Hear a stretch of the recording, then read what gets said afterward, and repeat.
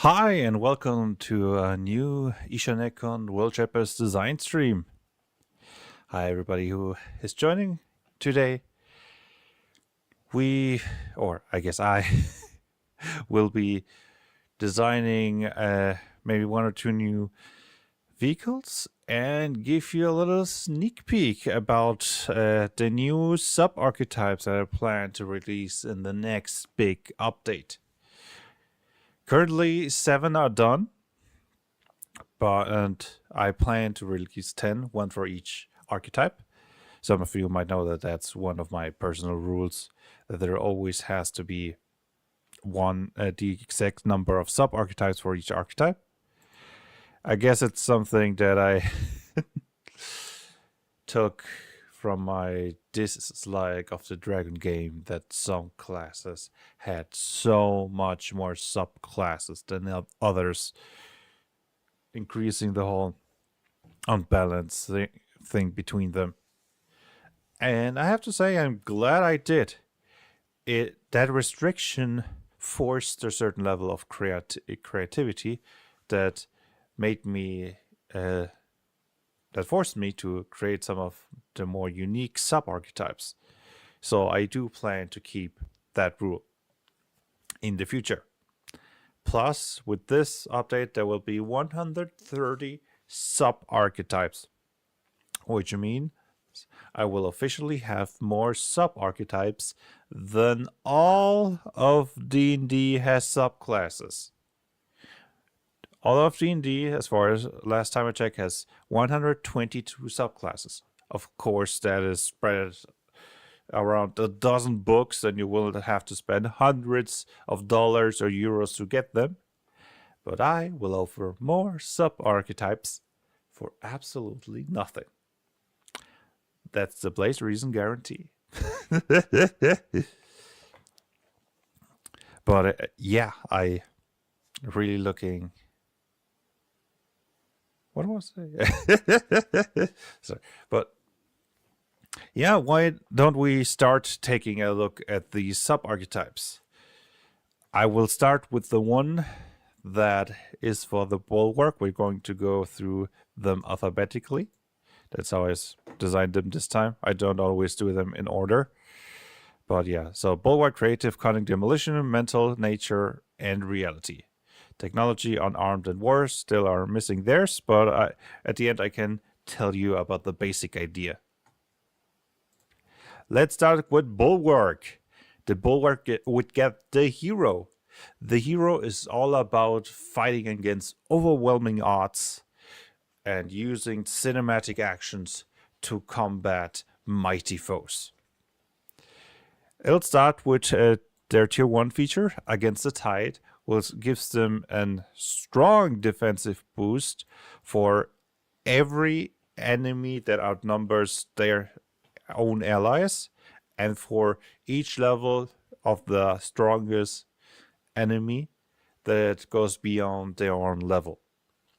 And those two bonuses stack. So if you're fighting against, if you have like a group of 4 3-level players, and you're fighting against 10 creatures where one is level 6, first you will get +6 for each of the creatures you outnumber, and then an additional +3 from the one creature that has 3 levels more than you, for a total of +9 to armor, evasion, and defense rolls, which is an insane defensive boost. But remember, fighting against 10 creatures, one of them being 3 levels higher than your own, are quite bad odds. So it's more about this will not really make you as strong as the overwhelming force you're encountering, but it will give you a bigger fighting chance.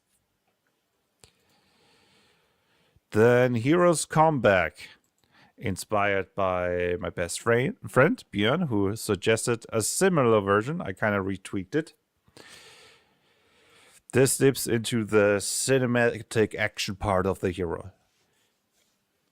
Basically, if your vitality drops below half, you can make one cinematic reaction for free. You don't even need narrative momentum or reaction points, and you can even use it if it restrains you. That allows you for all sort of creative comebacks when the enemy is hitting you down. I can imagine this would be really awesome to roleplay. Kind of like, is that all you got? And just striking the enemy back. Also, this is something that can work even if you're not outnumbered. Of course, if you're outnumbering the enemy and have a higher level than them, then the chances that you will win are pretty high anyway. So you don't really need all these features. Next feature, push against the tide. This is basically an offensive version of against the tide, which means more damage for your attacks and damage abilities, your attack rolls increase, and your DR power increases. So you hit harder and you're more likely to hit. And it's the same amount that you get for against the tide feature. Then we got the tier 4. If I don't, who will? Yes, this is a Dragon Ball Z reference for the Dragon Ball Z movie, where I think it was the very last Dragon Ball Z movie before they started with Dragon Ball Gods, where they fight this kaiju level monster and Goku is like, if I don't, who will? And he pulls out the Dragon Fist and defeats the enemy. Basically, if you've got at least +3 from your Against the Tide feature, you can use cinematic actions, reactions, and bursts for 3 less narrative momentum, which is very cheap. Like, that allows you to use a cinematic action for 1 narrative momentum. If you have just 10 narrative momentum, let's say you just have 10 charisma, that's 10 cinematic actions you can use before you run out. That's a pretty strong boost, plus lots of roleplay opportunity of the hero striking back. I gotta admit, I really like the flavor of the hero. And then the last feature, Chosen One. Yes, I know I'm busy on the nose, but basically, when it comes to calculating against the tide, your allies count as 3 less, and your level counts as 3 less. So basically, you get +3 in all these bonuses,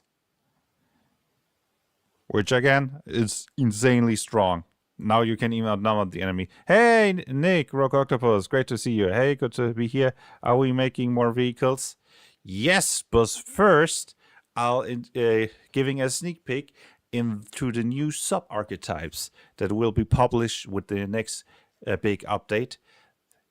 I have 7 already done. There will be 10 in total. But of course, you can all see those sneak peeks and give direct feedback in the Discord group. I'll post them there. So feel free to join. Everybody's welcome. And I really welcome feedback. Of course, you can give your feedback right now in the chat. As you see, I'm looking at it.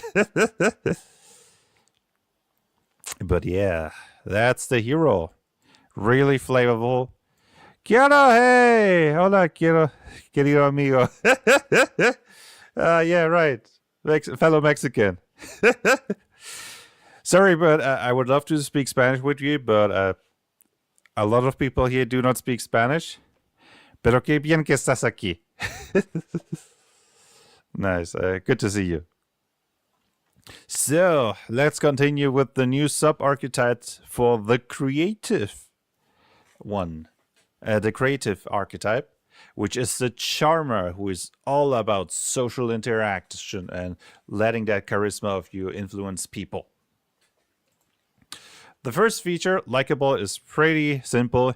You can add a 1d4 to all your charisma skill checks. See, it's okay. Yeah. Sorry, Kiaria, I cannot. I mean, I could technically make the whole stream in Spanish, but first of all, I've got to admit my Spanish isn't as good as my English. I mean, I was raised in Germany, and even though my parents did a great job teaching me Spanish, it does get a bit rusty. I mean, I guess that would be an argument to do the stream in Spanish, right? Just to practice. But yeah, then most people wouldn't understand anything. And I'm trying to reach as many people as possible with these streams. But yeah, all about likable. Very simple first feature, but strong if you really lean into those charisma checks. Persuasion, deception, disguising, presence, even art or grace. You know, if you that kind of charmer. I love playing charming characters. Yeah, this is if you really want to play, like go full Casanova or, just inspiring characters, this one's great. It's okay. I'm gonna listen to everything. Yeah. People skills, tier 2. You get one lesser talent and one greater talent of the charisma-based skills. So there's stuff like Art Adept, which makes you famous, so you can expect to find fans wherever you go. Or Luck Adept is kind of funny. It allows you to replace other skill checks with luck checks. Basically, not relying on skill, but dumb luck. I really like the flavor of that one. Which also pairs really nice with this one, the +1 D4 on the skill check. And same, you get one of the greater talents. Art Master, for example, allows you to charm a whole audience. Or Deception Master allows you to, if you're caught lying, you can always play it off as a joke or some weird expression and get away without any negative consequences. So these really help you push the type of charismatic character that you want to play. This has to practice English also, yay. Yeah, like the only reason my English is as good as it is because 95% of my free time is in English. I mean, I don't know if you know the average English level in Germany. I mean, I guess if you compare to the worldwide average English in non-English native speaking countries, it's not that bad, but it's not that good either. So, even though I still have a slight accent and sometimes I don't remember specific words and probably occasionally do some grammar errors, and yeah, I make a lot of orthographic, no, wait, what's the word? Speaking of missing words, right? Me not write good in English. That's why I'm using Grammarly, right? Universal appeal. That slug you're speaking to isn't really intelligent. It doesn't speak any languages. No problem. You can charm it anyway. Basically, you overcome any sort of language barrier when it comes to charming people. Then love by all is really strong. Basically, if you roll a 3 or higher on this D4, it's a critical success. Which basically makes... would be me totally. Yeah. I presume you're talking about the writing English badly or something. Sorry. Sometimes the YouTube streams are a bit slow. So, ich spreche kein Deutsch. Oh, nice that you can do that. But yeah. At least that sentence was correct. You cannot speak every language in the world, right? And I mean, Spanish is a valuable language. I don't know if it's like second place or third place of most spoken languages in the world. So very valuable. But yeah, this basically love by all makes every charisma skill check you makes to be at least a 50% success rate, which is very powerful. So that's why you only get it for tier 4. And then greater charm is basically people skills, but double that. 2 lesser talents and 2 greater talents. So you're more rounded, charming character. Now to the cunning archetype. You know, the whole sneaky boys. This is a bit more of a weird one. One is the field medic, who is basically all about patching up allies after a fight and relying a bit on non-ability healing. And why are you... What's wrong? You can learn an ability? No, that's correct. That is only of the healing. Yeah, basically, first of all, cunning archetype doesn't learn a lot of I don't think any healing abilities, or at least very few ones. So this way you can get some basic healing abilities to supplement your non-healing capabilities. Then you've got can after combo take 10 minutes, heal up all your allies for an amount equal to twice your primary stat bonus for free. So that's very nice to recover post combat. Then we have combat stims. Basically, for one action point once per turn, you can heal somebody and restore vitality or temporary vitality to an ally. And it's easier, quicker for you to use item consumables and use healing ability items and ability consumables. So if you want to be a bit more cat vehicle. That reminds me about the cat vehicle. In one of my campaigns, we have a summoner who summons all kinds of animals, mostly cat-based, and they have an ability which allows them to summon a giant cat, and that's the primary transportation system that they use. They just ride the cat and through all the terrain, and it's very good to avoid random encounters because most creatures that just see a giant cat, like we're talking, what was it? I think like 8 meters long and 4 meters high.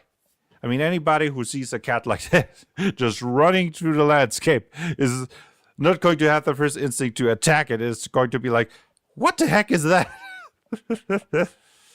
So, yeah. So technically, you can already use the Summon Giant Mount ability, which is the one that she is using to summon any form of creature that you would like to mount that cannot fly, including giant cats.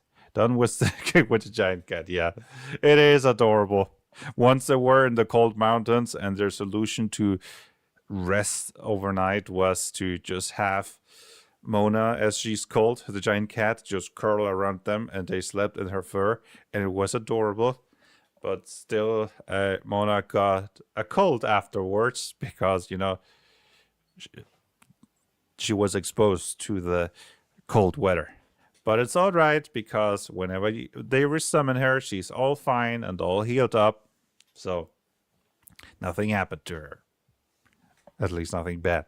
And it was adorable, all of them sleeping with her. I used to have 3 cats, not at the same time, one after the other. It was always nice to put your hat in the fur. So cozy. Anyway, field medic. Then we've got medication, which is a rather unique healing capability that allows the field medic to restore willpower to the allies a bit after combat and a little tiny bit with the combat stim action, which is pretty good to keep the group going. There are very few ways to basically get free willpower back. Also, it's balanced. You can only use the combat sim action in combat, so you cannot just spam it outside of combat to restore all of your willpower. Enough of cats, back to the game.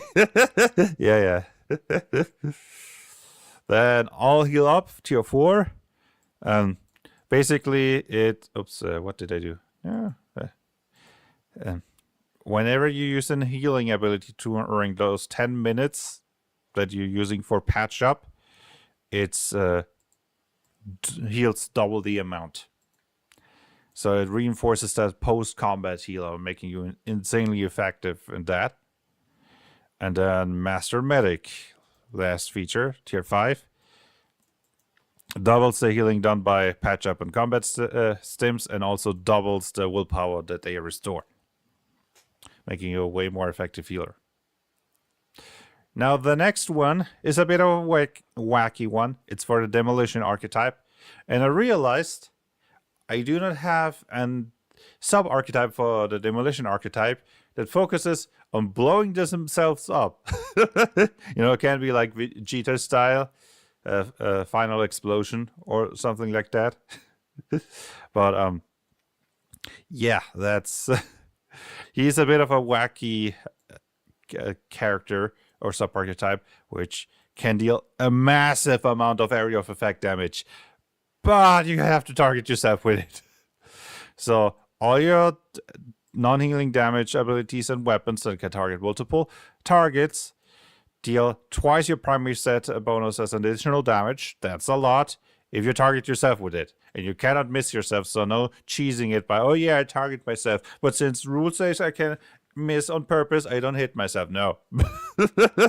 Yeah, really have to take the full brunt.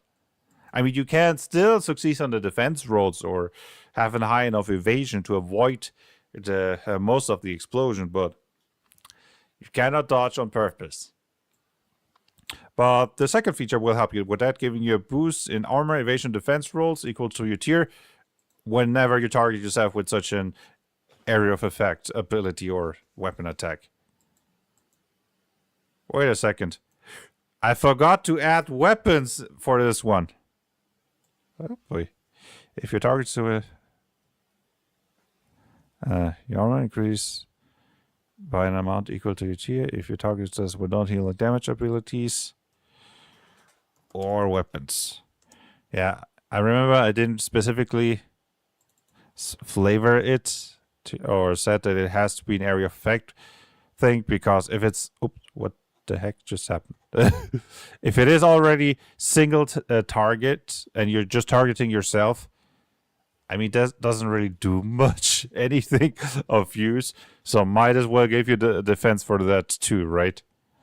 So Exploder, here we go. All the risk, all the fun. Tier 3. What did... oh yeah, right. You can upcast damage abilities when you target yourself with them. And it increases the damage of the weapons and the attack rolls of the weapons if you target yourself. So again, more damage, more powerful abilities, higher hit chance. Final boom. Wait, what did it do? All damage again. Oh yeah, right. Is tripled. You can triple all the damage if the damage causes wait, sorry, let me read. I can't forget. All the damage against enemy you deal with non-healing damage abilities and weapons that can target multiple targets you use is tripled if you target yourself with them, and they cause your vitality to drop below 1. So basically, if you're dealing so much damage to yourself that you KO yourself, you deal a massive amount of damage, like triple damage. That's huge. Probably one of the highest damage potentials of the whole game. But again, at the cost of having to knocking yourself unconscious, right? So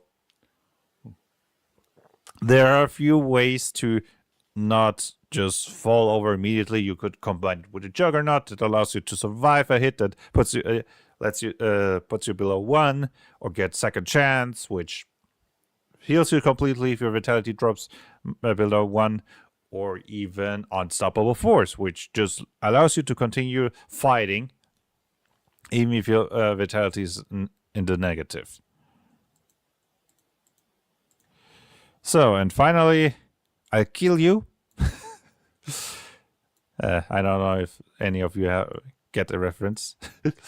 But yeah, when you use a non-healing damage ability that can hit multiple targets, you can maximize the damage instead of rolling the dice against the target if you target yourself with it. Combine this with the triple damage and yikes! If you're lucky, you can finish most encounters just with one ability. Again, you gotta blow yourself up for that, but it's really powerful. Now, for the next sub-archetype, we're talking about the mental archetype, usually all about, using your mental abilities for combat. They usually, or utility, they're usually very ability focused. This is the first sub-archetype of the mental archetype that is not really ability focused.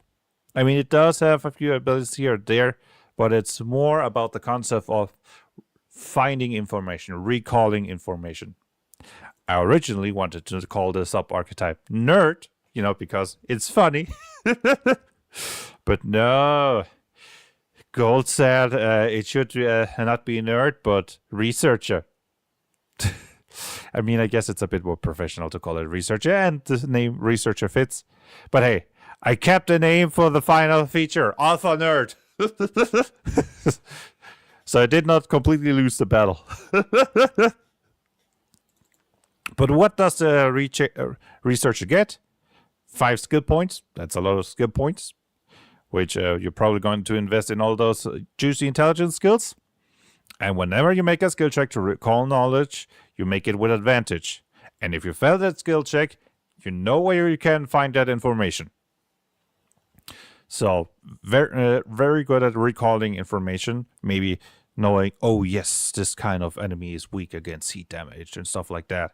Or just finding clues how to stop something like that. Actually, it's not a nerd, it's a research.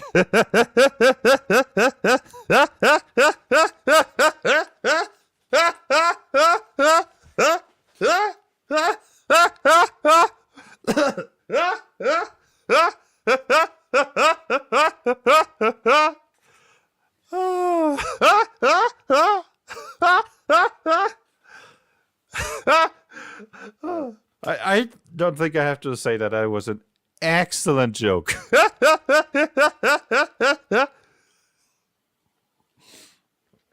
Oh, thank you. Whew. Whenever laughed last time this hard, probably a couple of weeks. Delicious joke, Kiara. Laughter is contagious. Yeah, I heard that a lot. I've actually won 2 prizes for my laughter. So it is something I'm a bit proud of. I mean, as proud as one can be for something that they really didn't do anything for to get it, right? I just kind of was born with it. But yeah, back in a time where I worked for Isaac, a student organization that organizes internships in other countries for students, they had this yearly event, the Isaac Gala, and they have rewards. They made rewards there for special, for those who did something really good. And for me, they specifically made a reward for laughter. That made my day. It's a bit more, yeah. I hope you're having a decent day or a good day. That sounds like a bit more, as in even greater. Okay, now I get it. Great that you're having a great day. Yeah, and the second one that was very funny. I was in the Brony Fair. Yeah, that was the name. Brony convention in Berlin. And AC Race Best was there. I don't know if any of you know that guy. He was horse famous back in the day, but I haven't really heard about him in a long time. Anyway, he was there on the stage, and he was trying to buy some time since there was a competition and they still hadn't calculated through all the points. And he just trying to keep the crowd entertained. And well, my laughter is really loud. Even in a crowd who can usually hear it really clearly, until eventually he just reacted like to my laugh and just said, somebody here has like my favorite laugh. And then my sister said, this guy, pointing towards me, and I told him I once won a reward for this laugh, referring to the Isaac reward. And then he looked back to see if there was any kind of prize that wasn't reserved for anybody, and then picked up a rubber band and said, I got a rubber band for you. And then I went to the front and said, I take it. And he gave me a rubber band as a reward for my laughter. That is actually on YouTube. I presume it's still on YouTube. I haven't checked in a while, but should still be there. So yeah, I like it that my laughter brings a lot of people joy. I do really enjoy that. Okay, back to the nerd. Tier 2, research. You learn the acquire information ability. For context, the acquire information ability. Information. There we go. You acquire a piece of information about a subject of your choice that you do not know and is not a secret. So this is 10 minutes. You can either think of it as a spell that grants you information, or maybe just wait a second, I'm gonna Google it real quick, or having a special data bank you're searching or something like that. And you don't only get the ability for free, but it gets better. And now only costs you 3 action points, so you're really quick at looking that information up, and its willpower cost is reduced by 2, so only costs you 1 willpower. So you can pretty much spam it. Bookworm, another 5 skill points, which makes it rather unique as a sub-archetype. Most skill-focused sub-archetypes only get a boost in skill points on the first level. But I mean, this is, originally the nerd, right? But I guess it still fits for the researcher. High intellect, very knowledgeable. So here, another 5 skill points. And basically, whenever you're a place where you can research information, like a library or some sort of data bank or anything in that direction, you automatically succeed in finding the information you need. If the information is there, and you only need 10 minutes. I mean, that's some insane skills, right? Just waltzing into a library and thinking, okay, I need to find this obscure historical fact. Going in there, oh yes, this book, and within 10 minutes getting it. It was in the year 345. Like, those are some insane researching skills. But I mean, it is okay, it's still tier 3. Plus, I do like making those utility classes extra powerful in the utility, because many people would think, I want the combat abilities, and utility is boring. So I make these extra powerful so that more people might take it. Then tier 4, I just know, okay? I love the name.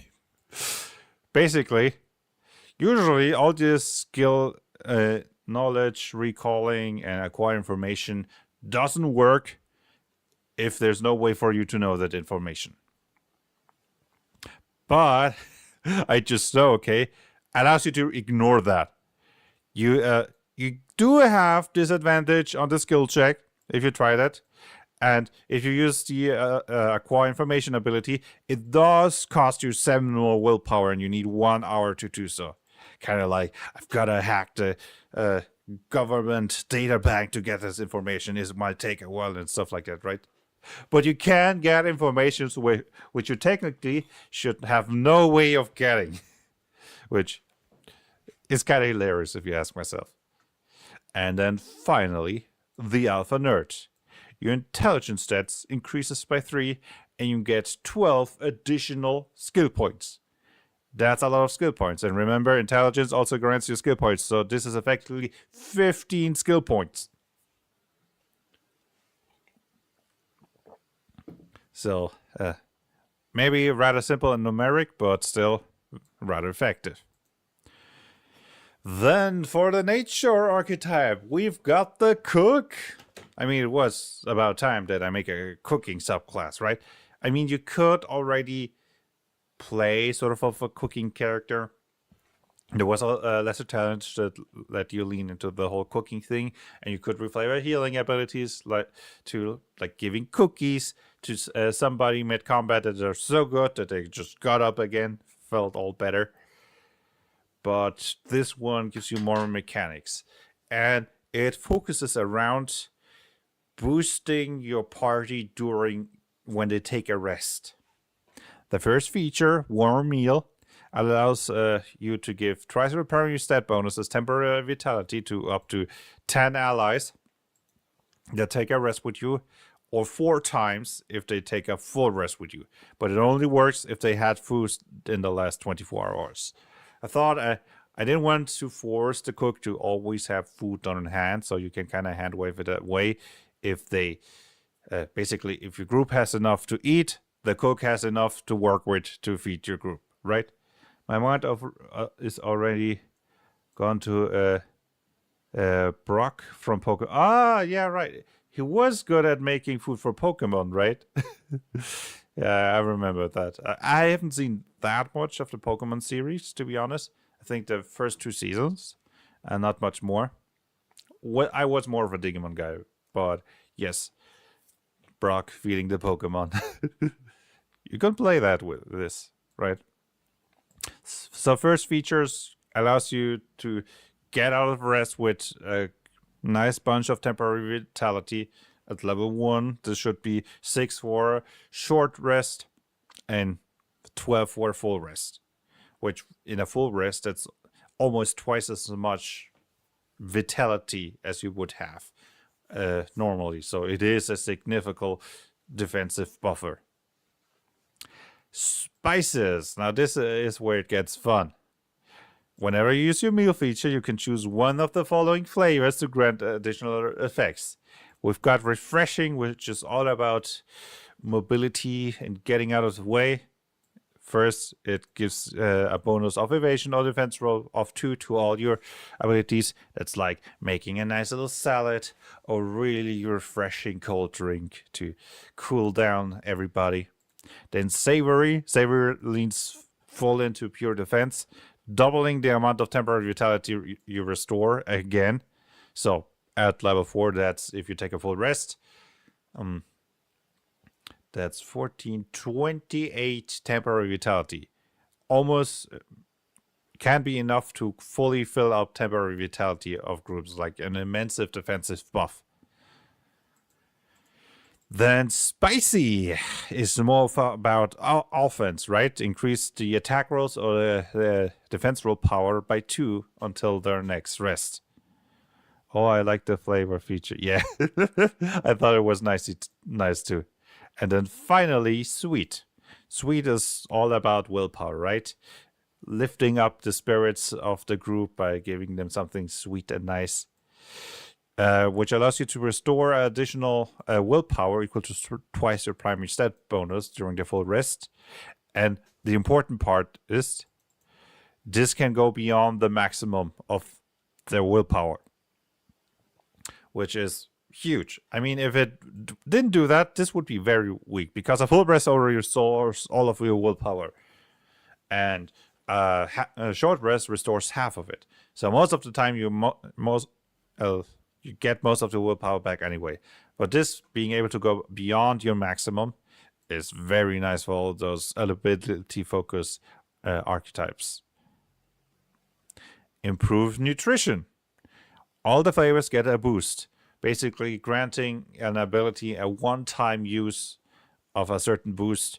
Refreshing, it's about mobility, so you get a massive basic movement boost for 5 turns, equal to the primary stat bonus of the cook. Then savory, you can reduce the damage you receive from an attack by half. It's really good if you get hit by one strong attack. Spicy allows you to increase the damage or healing you do by amount equal to twice the level of the cook.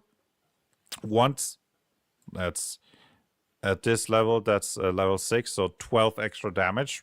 That is very noticeable. And remember, this is all your allies, including yourself. So if we're talking about a party of 4 people, that's an additional damage of 48. And finally, sweet, you can upcast an ability by amount equal to your tier. So one very strong ability. Then fit for a king, again, increases the bonuses of the flavors. So, now refreshing gives a bonus to evasion and defense rolls. Spicy gives a bonus to attack rolls and defense roll power, not just one. And savory grants +2 armor. And sweet restores twice the amount of willpower, which can, again, go beyond your maximum. And then finally, full course menu. You know what? The sub-archetype is making me hungry. My mouth is getting all watery. Anyway, full course menu. Whenever you take a rest, you can choose 2 flavors from the spicy features. So basically double the effect with more variation. Very nice stuff. And then the final one that's already finished for reality, we've got the quantum phaser, which was the base idea was suggested by Gold. He actually made a version of the subarchetype. I borrowed some ideas of it, rebalances some stuff, but I think this is an interesting one. The quantum phaser is basically all about existing and not existing at two places at the same time. So it's not the most easy sub-archetype to use, but it can get really spacey, mind-bendy. First, you get quantum state. At the start of your turn, you can basically decide to take 2 turns. You make all the rolls, other than damage and healing and stuff. And after you see the rolls, you can decide which of the 2 turns you actually take. And the other basically vanishes without doing anything. It's a very abstract version of giving you advantage, but it can also be used in other ways. You're not sure about the place around the corner being safe? Make 2 quantum states. The one runs up around the corner, and the other stays where he is. And then you can see around the corner and see if there's a trap that you would trigger or something like that. And if there's a trap, no problem. You reset to your original position. Twin existence allows your... you cannot spam quantum state, by the way. You can only use it a number of times equal your primary set per full rest. So 3 times at level 1. Then a twin existence. Basically, after you use your quantum state feature, you can leave a fake clone of the turn that you didn't use, where he ended his turn. And the enemies have to make an instinct or intelligence defense roll. And if they fail, they basically think that the clone is the real you. So they will most likely attack it instead of you. And the clone lasts for 1 turn. So it's not an infinite distraction. And it does disappear if it's hit with a negative effect. Sorry about the yawn. Me always sleepy, right? But I do have a surprising amount of energy this time, so don't worry about me. But yeah, the clone does get hit if it's disappears if it gets hit by a negative effect. But if it gets targeted and the effect misses, it's still standing. And it maybe I should add that it has the same evasion, defense rolls, and defense rolls that you have. Yeah, I'll add that. Wait, where do I add it? You leave a fake clone. Add where you ended. I'll add it here. The clone has the same evasion and DRs that you have.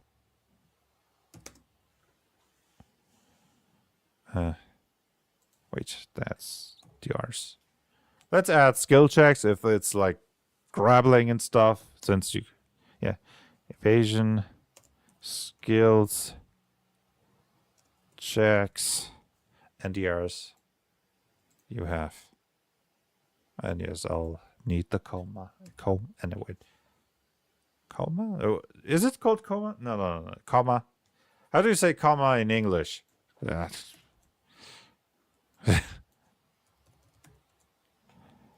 Oh, no, it is a coma. Oh, okay. Never mind. I thought like coma as not as sleeping and not getting up, but whatever.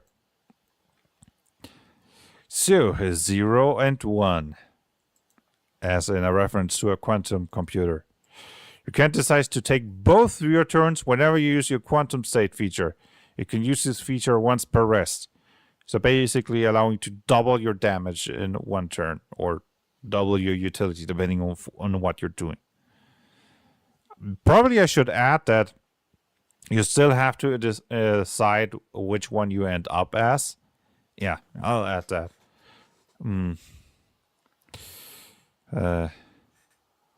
After both turns are done, you have to decide which wait,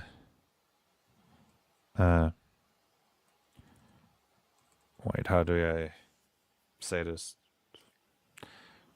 After points are done, you have to decide which of the turns was done by you and which one was done by the clone. After both turns are done, you have to decide which of the... What do you suggest, Grammarly? After both turns are done, you have to decide which of the turns... which of turns were done. No, that doesn't. And which was done by the clone. Which of the turns was done by you and which was done by the clone. Yeah, I guess you could remove this one. Okay. Save state. You can create a save state where you currently are as an action. That save state lasts for an action, and once per full rest, you can use a reaction to teleport yourself back to that safe state. And all your vitality and temporary vitality set to that state. But any item that you weren't carrying back then is dropped to the ground where you originally were. So you cannot just run in somewhere, grab an item, and then teleport yourself back to safety. It's to note that you can make as many save states as you want, like you can spam this action, but you can only use the teleport once. So whenever there's a combat encounter, it's if you know it's coming, it's probably smart to make such a save state, enter combat, and if you need it, use the reaction. Create I should add that you can only have one save state at a time. You can only have one save state at a time. There we go.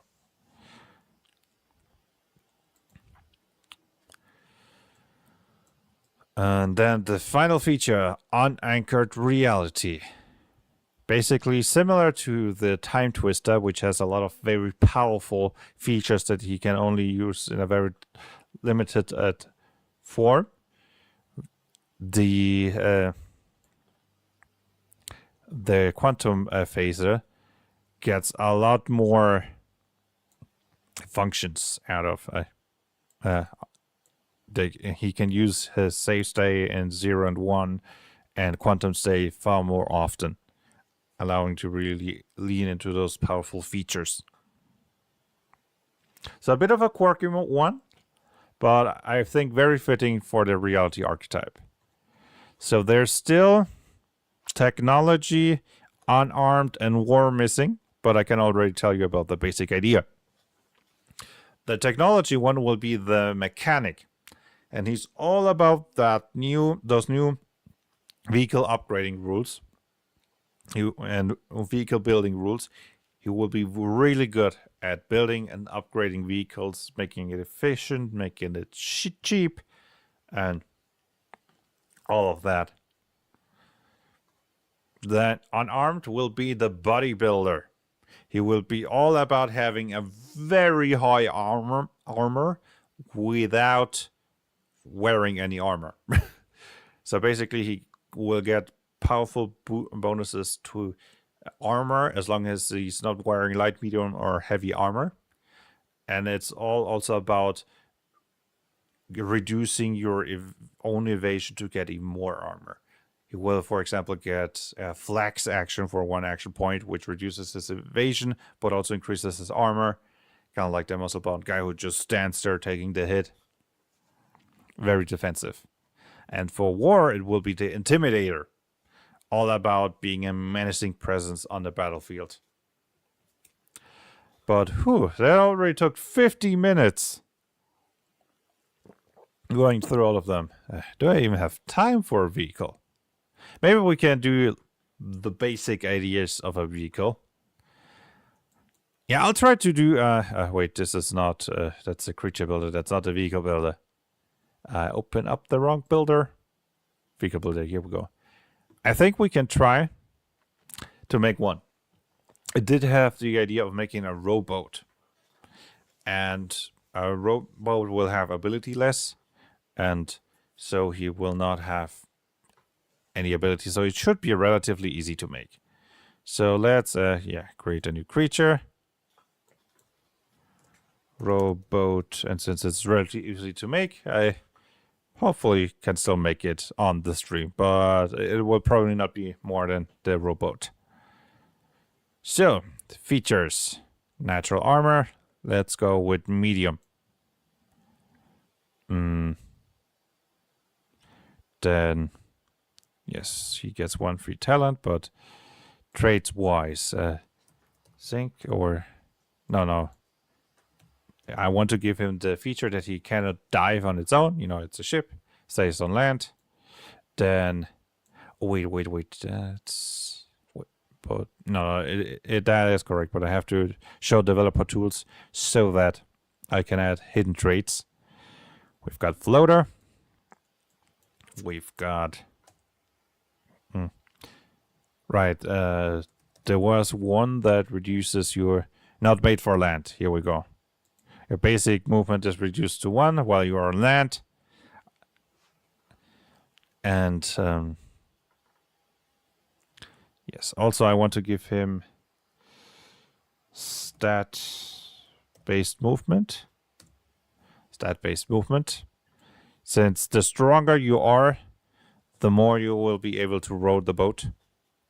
But also reduces basic movement. So... shouldn't there be... Oh, I'm with lesser talents, not traits. That's why I can't find limping. Limping. There we go. His basic movement will be reduced by 1. So it's not that easy to row the boat. So, what about those vulnerabilities? I mean, it is made out of wood, so vulnerable to heat damage.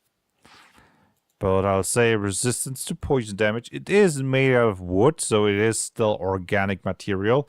And poison is all about damaging you on a more cellular level.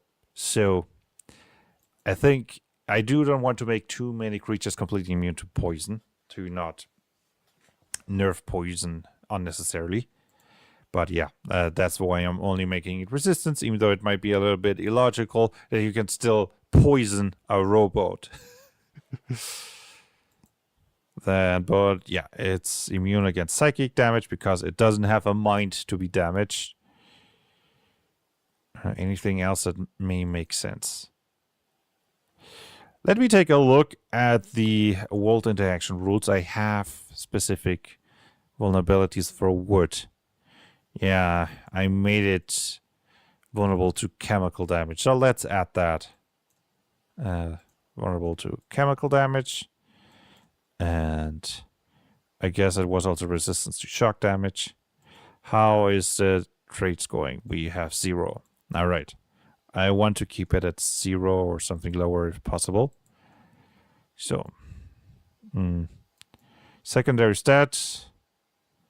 I guess I would say instinct, because you need instinct to sail through the ocean and stuff like that. And evasion stat, therefore also instinct.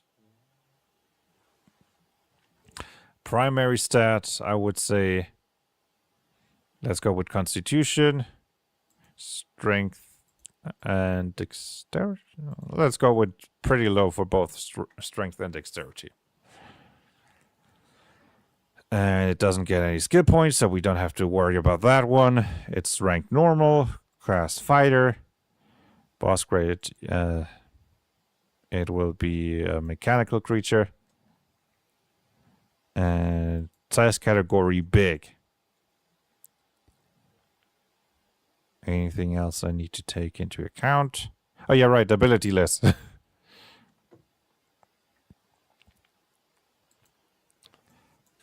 Ability. I mean, I don't think it would make sense to give the rowboat any fancy abilities. So we are at -10. Maybe we want to give it at least a few positive traits to balance that out again.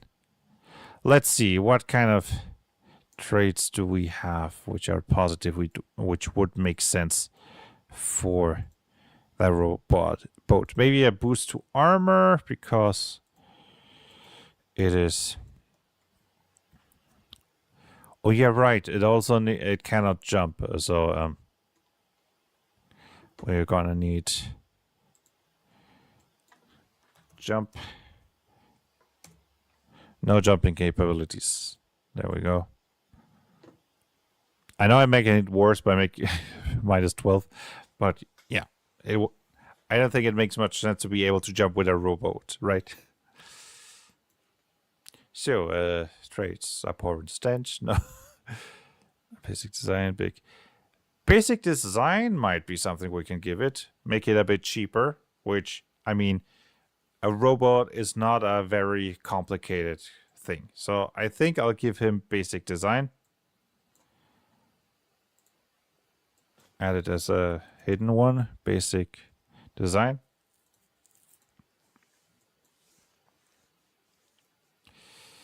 Big, blocky, breathing vehicle, cinematic heroes, creature type, dimensional pocket, drinking, eating vehicle, efficient engine.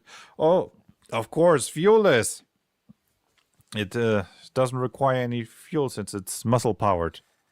Fuelless. Fuel. Efficient, fuelless. There we go. What else? Exhaustion. Maybe give it a few status effect immunities. Make it immune against bleeding, for example. That makes a lot of sense. Status effect. Oh, I'm at with lesser talents again. I'm an idiot. Status. Crippling. No, I want status immunity. There we go. So let's see what makes sense. Bleeding would make sense. Blind. Burning. No, definitely charmed. Dissolving.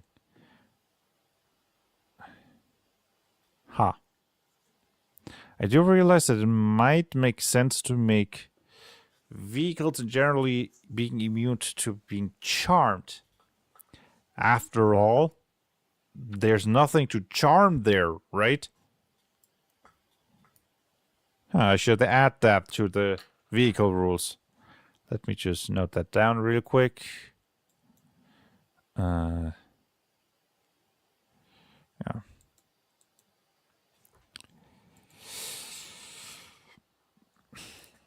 Make vehicles immune to charm. Or maybe it would make sense to make them generally immune to mental status effects, right? I mean, that would make a lot of sense. I mean, madness doesn't make any sense. Frightened doesn't make any sense. Tainted. I guess we could say, or one way, if you target a vehicle with a mental status effect, just like psychic damage, ignores the vehicle and just goes straight to the...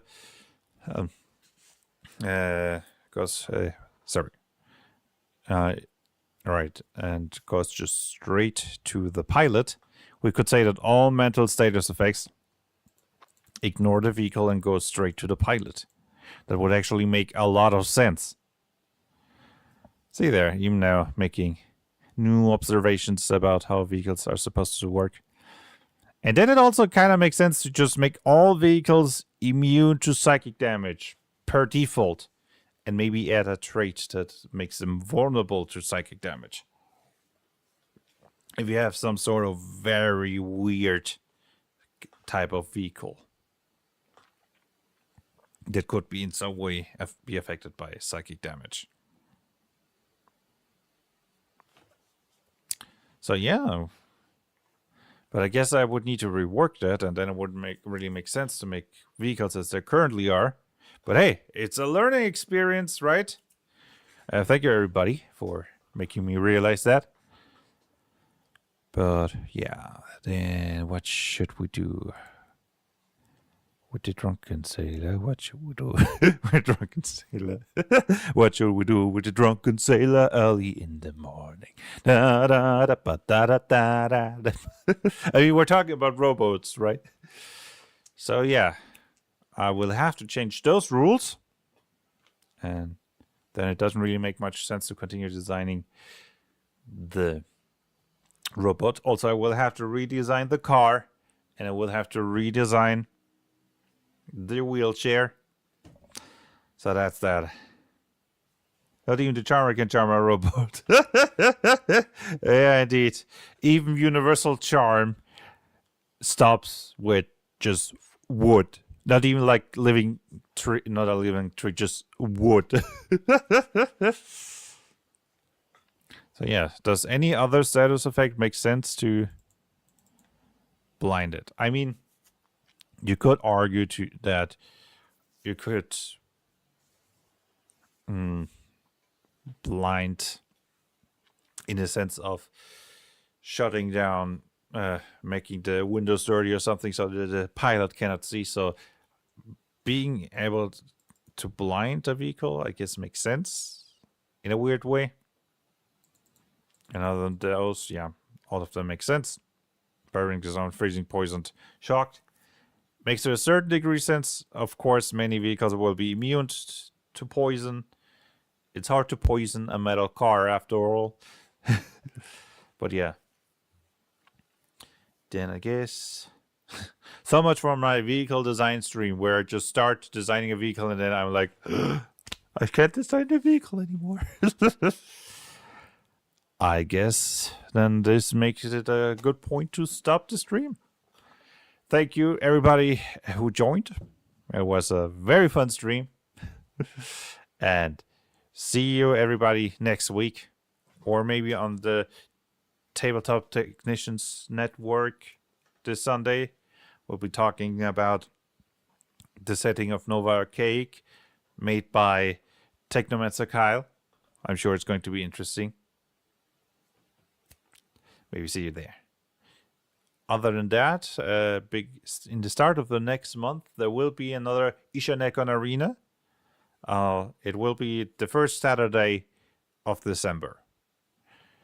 18 o'clock Central European time. If you're interested, it will be level 2 characters, so it will be far easier for any beginners who want to join the stream as players. The theme is Robot Uprising. Or was it? Yeah, a Robot Uprising. No, sorry, the theme was Robot Apocalypse. There we go. You will be fighting a ton of machines, all soulless automata who will try to kill you. So if you think you're up to the challenge, feel free to write me and either write in the comments. If you really want to join, the Discord group is a great place there. We also discuss who is going to join and details and such. Maybe I'll see you there as a player or just as a watcher. And that has been a very long outro. Thank you, everybody who watched. Maybe like and subscribe if you like. Feels so cheesy that I think it's the first time I said that.